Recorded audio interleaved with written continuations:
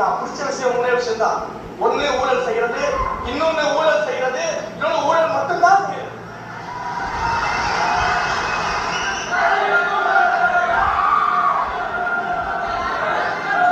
அப்ப இப்படிப்பட்ட நீ பேசுங்க ரமேஷ், நீங்க பேசி முடியுங்க, நீங்க பேசுங்க. இப்படிப்பட்ட ஐயா இதுக்கு நான் பதில் சொல்றேன். பொறுமையா கேளுங்களேன், கேளுங்க. ஒரு இளைஞ ஐயா நீங்க சொன்னது கரெக்ட் ஐயா. ஐயா நீங்க சொன்னது கரெக்ட். 100% கஷ்டம். இளைஞர்களுக்கு வாய்ப்பு தர மாட்டேன்னு சொன்னீங்க பதிலா பேசவே விட மாட்டீங்க. எப்படி ஒரு அரசியல் எதிர்ப்பு வாய்ப்பு சரி முடியும், இப்ப பேசுங்க பேசுங்க. நான் சொன்னமா இப்ப நீங்க கோபம் பண்ணீங்கல்ல, அந்த கோபத்தை நீங்க யார் மனசுல காட்டணும்? உங்களுடைய அமைச்சர் திரு பிடிஆர் தலைவர் ஜாதகத்தில் காட்டணும்.